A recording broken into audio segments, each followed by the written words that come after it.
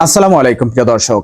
আপনার ফোনের ডায়াল প্যাডে কিছু অসাধারণ সেটিংস আছে, যে সেটিংসগুলো আপনার দৈনন্দিন কাজে আসতে পারে। তো সেই জন্য আমি আপনাদেরকে সরাসরি মোবাইলের স্ক্রিনে গিয়ে দেখিয়ে দেবো সেই সেটিংসগুলো। তো চলেন সরাসরি মোবাইলের স্ক্রিনে চলে যাওয়া যাক।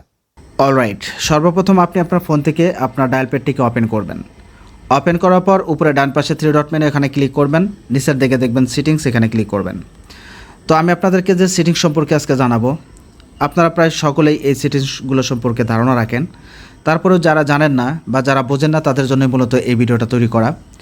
যারা জানেন তারা এই ভিডিওটা না দেখলেও চলবে, আর যারা জানেন না অবশ্যই ভিডিওটা কন্টিনিউ করবেন। তো উপরের দিকে দেখবেন যে কল রেকর্ড আছে, জাস্ট এটার উপরে ক্লিক করবেন।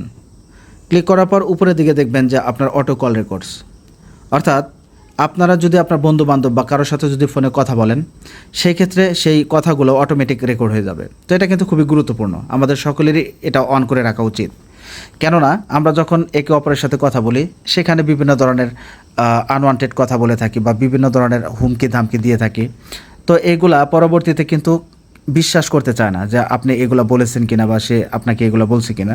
তো এই কল রেকর্ডগুলো অটোমেটিক অন করা থাকলে কি হয়, আপনি চাইলে পরবর্তীতে এগুলা তাদেরকে শোনাতে পারবেন। যদি প্রয়োজন না হয়, প্রয়োজনে ডিলিট করে দিলেন, তারপরও এটা করে রাখা উচিত।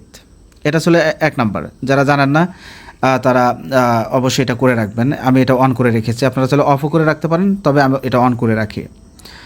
তো এখন আপনারা এখানে দেখবেন 2 নাম্বার সেটিংস, এখানে দেখবেন ব্লক নাম্বার লেখা আছে, এটার উপরে ক্লিক করবেন।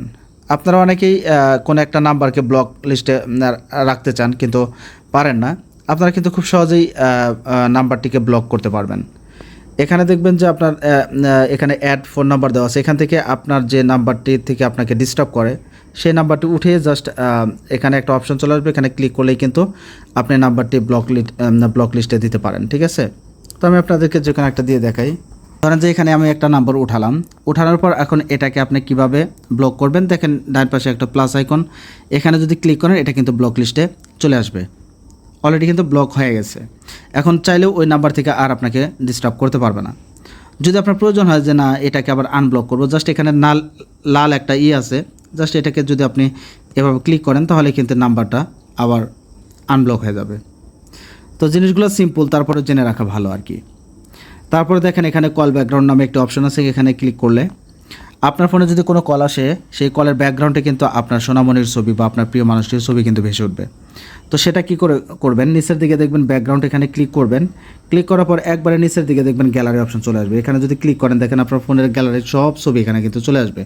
তো আপনি এখান থেকে যে কোনো একটা ছবি আপনি চাইলে আপনার ব্যাকগ্রাউন্ডে কিন্তু রাখতে পারেন। ধরুন আমি এই ছবিটা নিলাম, নেওয়ার পর এটা আমি আমার কলের ব্যাকগ্রাউন্ডে রাখবো। তো সেই ক্ষেত্রে যেটা করবেন, সেট অ্যাজ কল ব্যাকগ্রাউন্ড, এখানে যদি ক্লিক করেন তাহলে কিন্তু এটা আপনার ব্যাকগ্রাউন্ডে কিন্তু সেট হয়ে যাবে। তো আমারটা কিন্তু এটা ব্যাকগ্রাউন্ডে সেট হয়ে গেছে। সিম্পল জিনিস, তারপরেও জেনে রাখা ভালো। তো আমি এখান থেকে ব্যাগে চলে আসলাম। আসার পর আর একটা সেটিংস সম্পর্কে আপনাকে বলে দেবে, সেটা হলো কুইক ডেক্লাইন মেসেজ। এখানে ক্লিক করবেন। ক্লিক করার পর দেখবেন এখানে কিন্তু 3টা অপশন ওনারা দিয়ে দিয়েছে, আপনারা চাইলে নিজের মতো লিখতেও পারেন।